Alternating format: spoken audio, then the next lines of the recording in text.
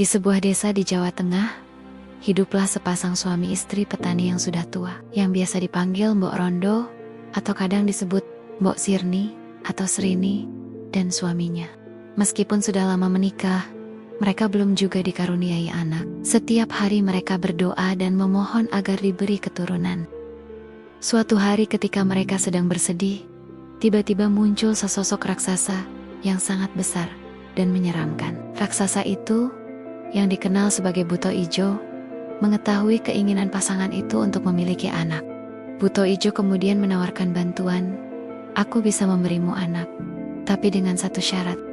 Jika anak itu sudah beranjak dewasa, tepatnya saat berumur 17 tahun, kalian harus menyerahkan anak itu kembali kepadaku untuk kujadikan santapan."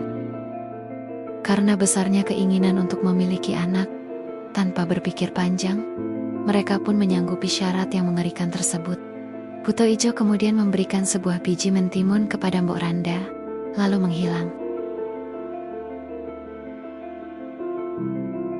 Mbok Randa menanam biji mentimun pemberian raksasa itu di ladang mereka, dan merawatnya dengan sangat baik. Tak lama kemudian, tumbuhlah tanaman mentimun yang subur. Dari sekian banyak buah, ada satu buah mentimun yang berukuran sangat besar, berkilauan, dan berwarna emas. Ketika mentimun itu dipetik dan dibelah, alangkah terkejut dan bahagianya Mbok Randa dan suaminya. Di dalamnya, terdapat seorang bayi perempuan yang cantik jelita. Mereka sangat gembira dan memberi nama bayi itu Timun Mas, Mentimun Emas.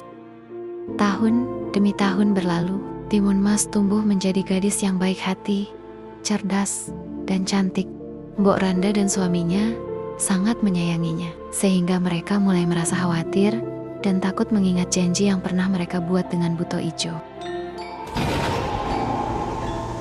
Ketika Timun Mas berumur 17 tahun, tiba saatnya Buto Ijo datang menagih janji. Raksasa itu datang dengan wajah marah dan suara menggelegar. Mbok Randa dan suaminya sangat ketakutan. Mereka meminta Buto Ijo untuk menunda kedatangannya 2 tahun lagi dengan alasan Timun Mas belum siap. Dengan marah, Buto Ijo menyetujuinya dan berjanji akan kembali.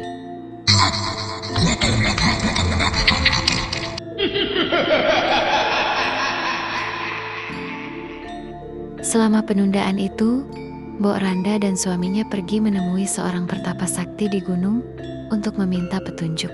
Sang pertapa merasa iba dan memberi mereka 4 bungkusan kecil berisi benda-benda ajaib untuk digunakan. Timun Mas saat melarikan diri dari raksasa.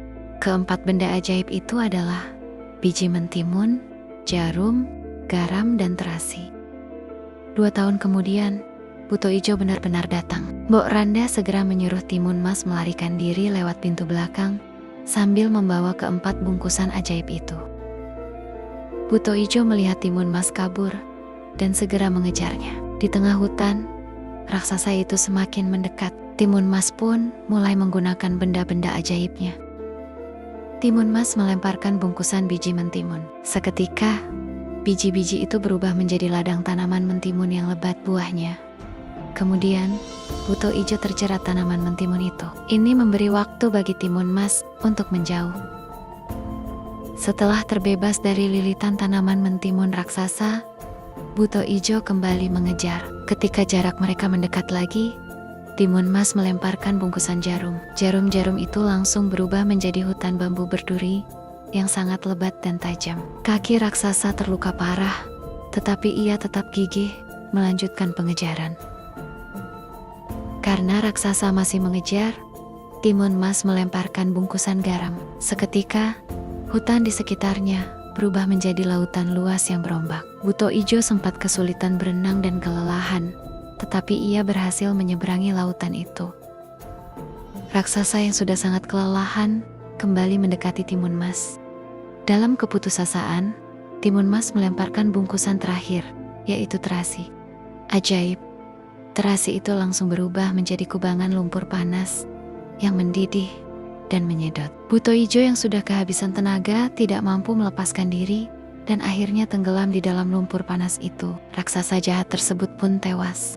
Timun Mas sangat bersyukur. Ia kemudian kembali ke rumah dan disambut dengan tangis bahagia oleh kedua orang tuanya. Akhirnya, mereka bisa hidup dengan tenang dan bahagia selamanya, tanpa dihantui rasa takut oleh janji pada Buto Ijo. Kisah Timun Mas mengajarkan beberapa nilai luhur, antara lain keberanian dan kecerdasan. Timun Mas yang seorang gadis mampu melawan raksasa dengan berani dan menggunakan kecerdasannya untuk memanfaatkan benda-benda yang ia miliki.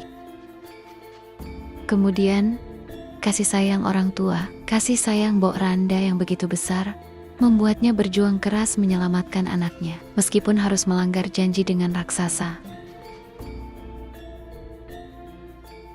Terakhir, tidak mudah berjanji. Kisah ini menjadi peringatan bahwa kita tidak boleh mudah mengucap janji, terutama jika menyangkut hal yang besar atau tidak yakin bisa ditepati. Jangan lupa, dukung channel ini agar lebih berkembang dan bermanfaat. Dan cerita pun selesai.